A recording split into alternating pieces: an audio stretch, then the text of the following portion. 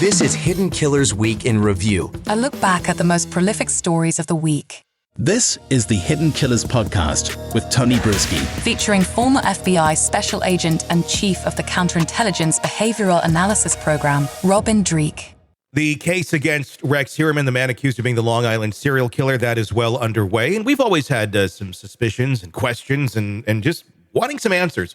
What was life like in the Heuermann home? How did he do these acts, if in fact he did do them, for all these years without anyone in the house having any sort of sense that this man might in fact be the Long Island serial killer? And there's plenty of examples of that out there. Look at the children of BTK.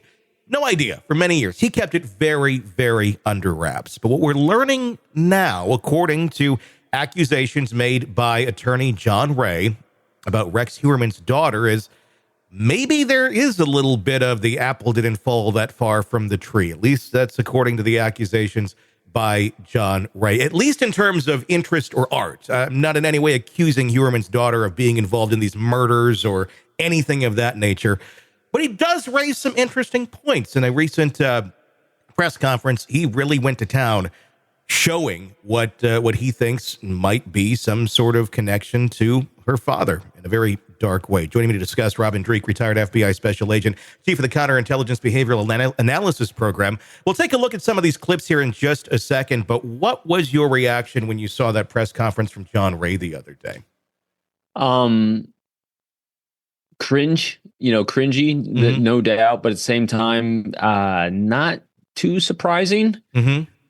And not too surprising from the standpoint of, he's accused for having done these murders and living this lifestyle for a long time. John Ray's made other claims that, him and his wife years ago were, kind of in this weird sex swapping, just a lot of cringy things. So it's no doubt there's what I call lifestyle leakage going on inside the home. And, there's this, we're all a product of nature and nurture.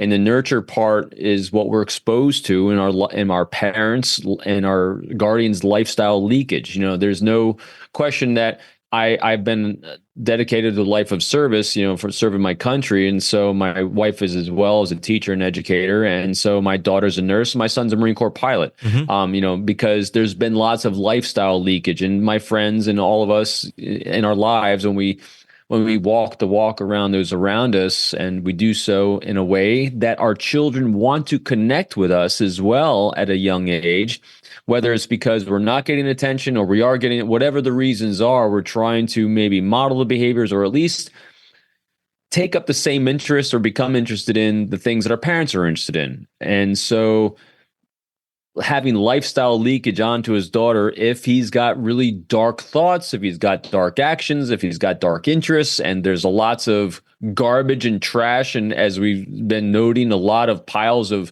really dark things around that house, there's going to be a lot of lifestyle leakage. Now, whether that's because she's actively involved or just became her interest because it's her father, that's what we don't know. Yeah, and here's a clip from that press conference with John Ray. Talking about her former Tumblr account. This is about the daughter of Rex Heuermann. The evidence that we have suggests that we've been sold a story by the Heuermann family.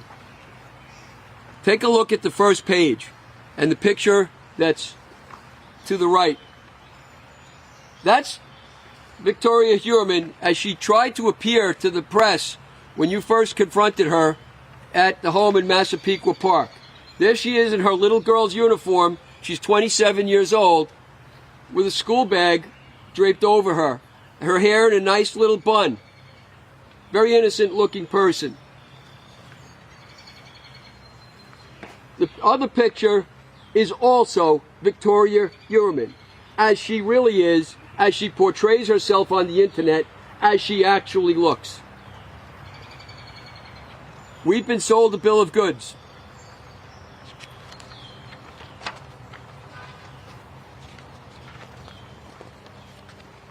If you look at her artwork, in the top page, her artwork consists that she posted online of a human skull. That's just the beginning.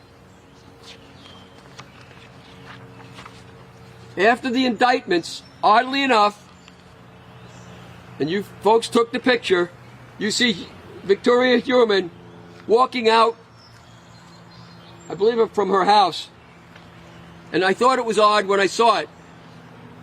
But you'll notice she's wearing a shirt that depicts, right after her father is indicted, for these murdered women, it depicts a human skeleton. That's what she's wearing. Seems like a bit of a stretch that she's somehow involved in. Now, I can understand being a very macabre person, having Rex Heuermann as your father, whether or not you were aware of what he was doing or not. But lifestyle leakage is an interesting term that you used earlier. It kind of connotates the idea that it may not have to necessarily have to have, her seeing, the list of women that he killed or abducted or whatever he's accused of doing. But just how someone acts throughout their life may, somehow influence someone's interests. Yeah. But I think what's important here is that, hey, it's an area for investigators to look at. Yeah. Let's go where the leads and the evidence bring us. But I think it's something that needs to be looked at, no doubt. And there's a difference between, because you referenced earlier BTK and his daughter. BTK did a very, very good job of bifurcating his life. Mm-hmm. He had serial killer BTK, and then he did actions that kept him satiated from that. So he's more in control of himself. I think he saw what he was doing as not as mainstream or as normalized behavior, maybe as Rex Heuermann, if he's, indeed the guy who we all think he was, because Rex Heuermann seems to have evolved his entire life, at least his lifestyle at home, the way that home's been organized with the guns, with secret compartments, all these things.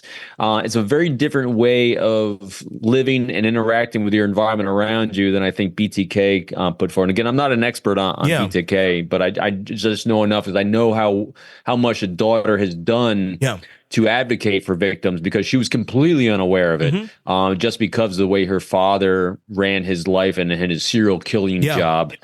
So I think it's going to be, like I said, I think it's this lifestyle leakage that is infused itself and then normalize that behavior for them all. Yeah. And when when they have the frog that's been boiling in a pot for so long, it's been cooking and cooking and cooking, and it has no idea it's actually been cooked, and still alive just enough to live comfortably in a boiling pot of water. Sick of the ads? We are too. Start listening with no commercials now and get access to all of our episodes in advance of everyone else. Become a True Crime Today Premium Plus subscriber on Apple Podcasts. Search True Crime Today Premium Plus on Apple Podcasts or go to our podcast page and sign up now. True Crime Today Premium Plus. Sign up now.